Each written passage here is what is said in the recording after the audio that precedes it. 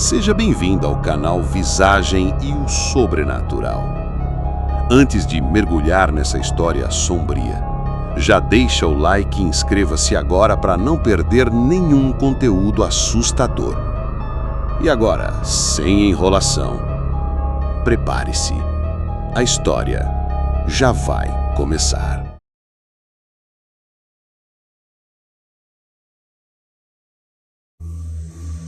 Ouvi passos na galeria. Os dois homens voltavam. Qual seria o pacto infernal que haviam feito? Corri para o meu esconderijo. Garanto que já estava morta quando consegui furtá-la todos, dizia o atarracado. Ninguém mais sabe dela nem de mim.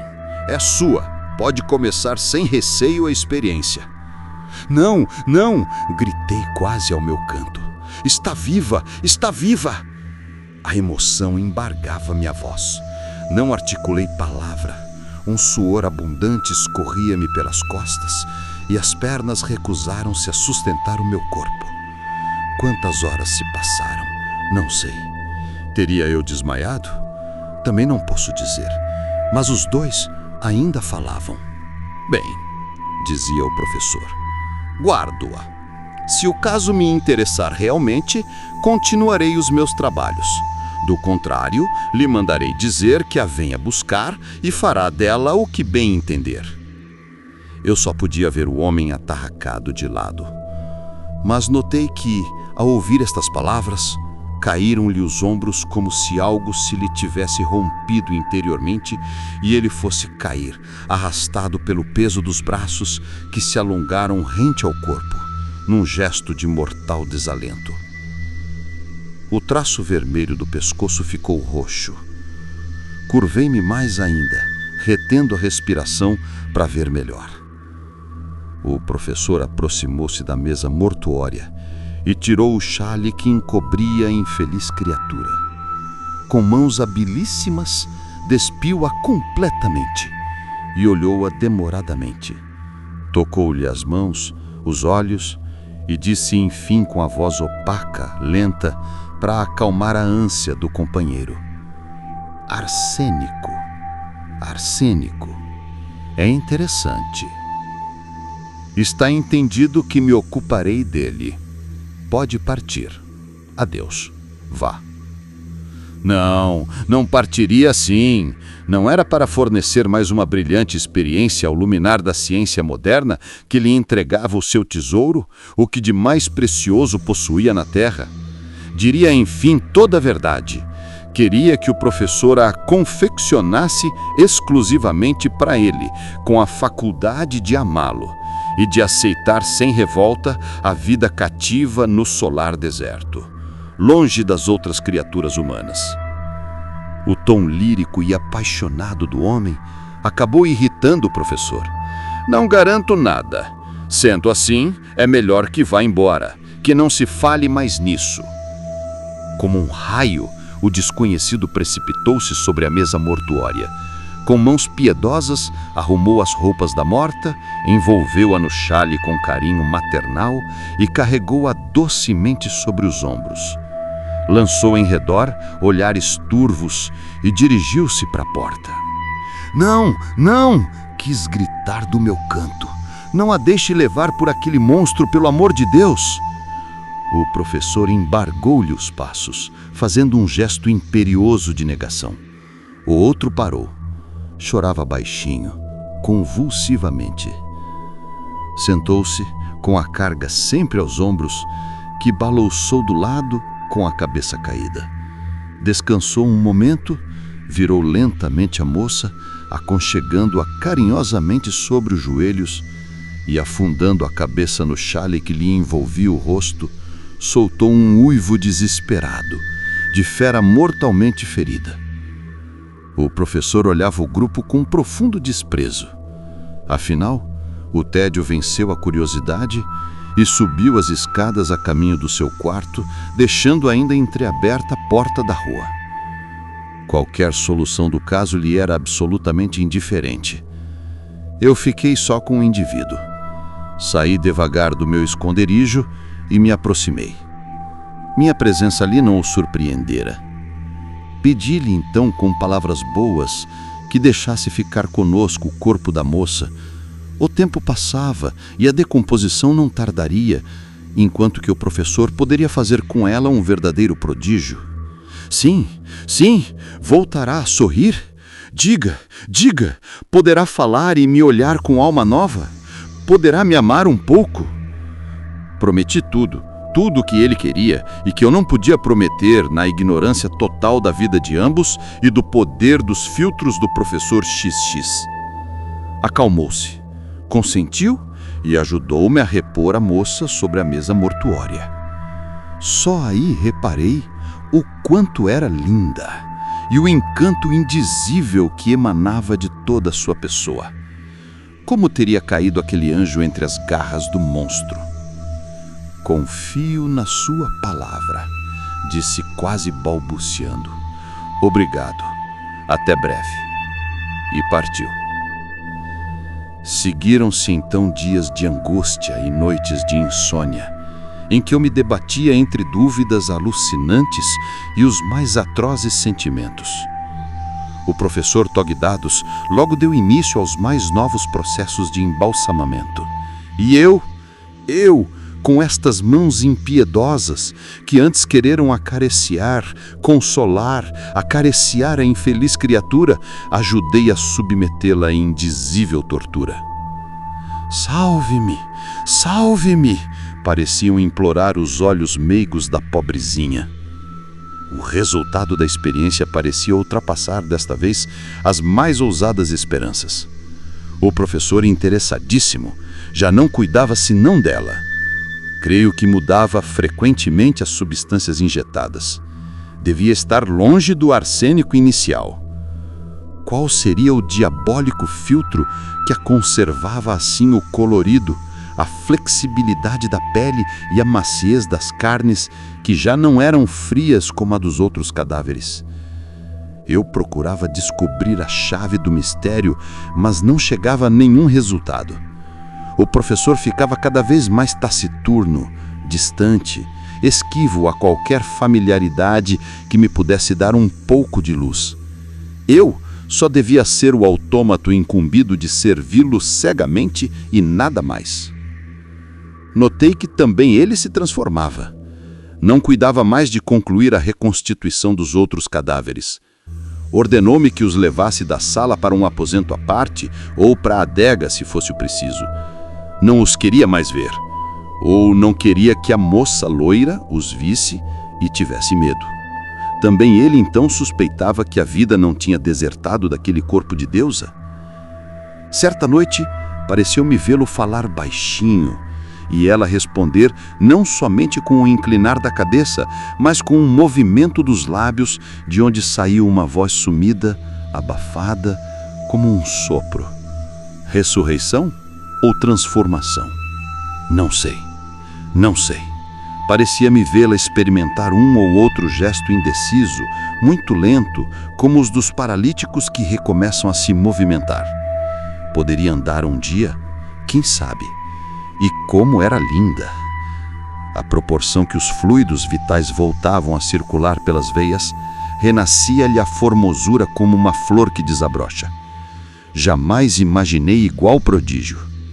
Os cabelos pareciam uma cascata de espuma de ouro, finos, sedosos, impregnados de uma peculiar vitalidade que lhe dava uma personalidade à parte. Cobriam-na toda, envolvendo-a numa aureola intangível. Eu tinha vontade de protegê-la, de salvá-la de um perigo indefinido, no qual todavia concorri para precipitá-la graças à passividade da minha atitude. Tinha vergonha de mim mesmo.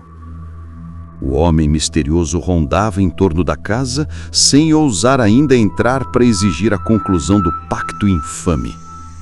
Queria encontrar a alma nova, a alma estranha, que aceitasse sem revolta o amor monstruoso dele. O professor continuava no indefeso labor de 1000 tentativas, sem encontrar o meio seguro de enxovar aquele anjo. Uma noite, a vi sorrir, com um suave sorriso confiante, acompanhado do olhar reconhecido de quem agradece. A desgraçada ignorava o hediondo mercado a que era arrastada pelas paixões torpes dos dois homens. Como fazê-la fugir?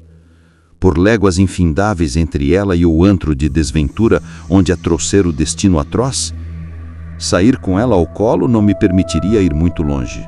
Onde iria, afinal, abrigá-la desde que eu não tinha domicílio? Era forçoso esperar que o progresso das experiências lhe restituísse a faculdade de caminhar. Na noite seguinte, por um incompreensível descuido, a porta da rua ficara aberta e o homem entrara sorrateiramente, como um ladrão, pisando de leve na ponta dos pés. Fez lentamente a volta da sala, aproximando-se da poltrona onde estava docemente recostada a suave criatura, que parecia meditar à luz misteriosa da lâmpada verde. Chegou quase a lhe tocar os lindos cabelos soltos, quando se ouviu o professor, que descia sofregamente a escada. O homem só teve tempo de dar um salto para trás e de cair quase sobre as minhas costas no mesmo esconderijo onde eu estava observando. Fizemos simultaneamente o mesmo imperioso sinal de silêncio. O professor trazia uma seringa cheia de um líquido cor de rubis. Já fala, perguntava-me num sopro quente o meu vizinho. Não sei, cale-se, implorava eu, deixe-me ver. O professor aproximava-se da poltrona com um ar de infinita ternura e sua voz ressoou na sala imensa. Perdoa-me, amor, deixa-me fazer mais esta prova. Espero que ela será a fonte de tua libertação. E tomando-lhe a mãozinha, introduziu a agulha da seringa no dedo anular esquerdo. A moça parecia anuir, sorrindo, com olhares de entendimentos e gratidão. Canalha! Rosnou o indivíduo ao meu lado e, antes que eu pudesse reter, rompeu pela sala com as mãos crispadas, antecipando o gesto de estrangular o rival. Os dois homens atracaram-se num tremendo choque que fez estremecer tudo em volta.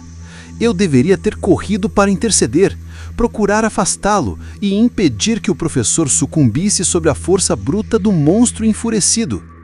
Rolavam pelo chão na luta mortal que esmagaria fatalmente um deles. Mas eu não podia fazer nada. Estava hipnotizado, imóvel, olhando o milagre da ressurreição da morta. O horror da cena bestial refletia-se nos olhos dela, que aumentaram aterrorizados, enquanto unia as mãos como a pedir misericórdia. Enfim gritou alto e demoradamente, sons inarticulados, que pareciam querer juntar sílabas, e num imbezível arremesso de espanto, levantou-se e saiu correndo pela porta da rua. Eu tremia de surpresa e medo, vendo o fenômeno, que, no entanto, esperava há tantos dias e noites seguidas de angustiosa observação.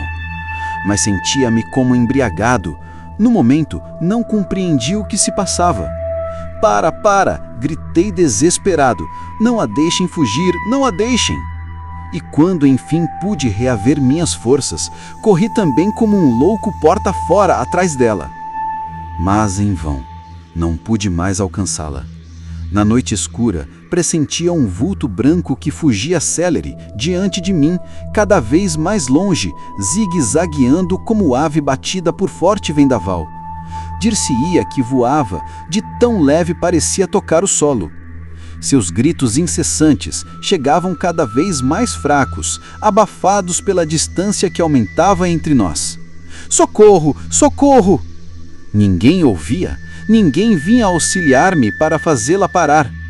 Ela podia tropeçar, machucar-se, cair num precipício, ou pior, ser agarrada e levada à força para alguma casa de infâmia. Tão linda e indefesa.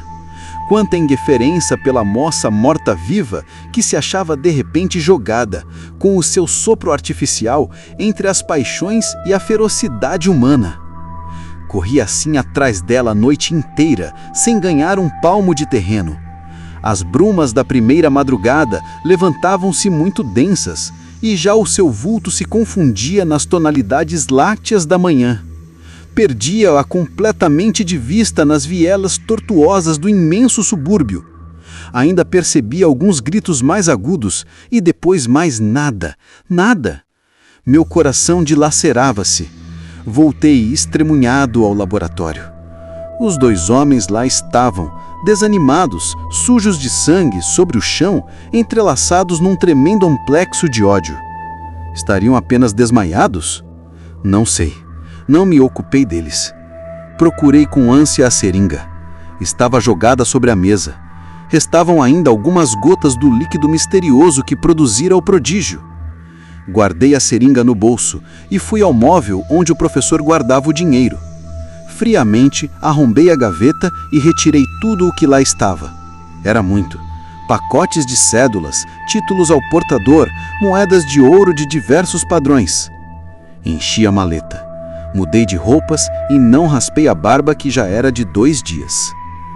Saí fechando a porta com a chave pelo lado de fora e mais adiante joguei-a numa fossa de esgoto. Minha única missão na vida agora estava traçada com letras de fogo. Amar, proteger e procurar sem descanso a pobre morta-viva, a vítima inocente de nossas paixões torpes.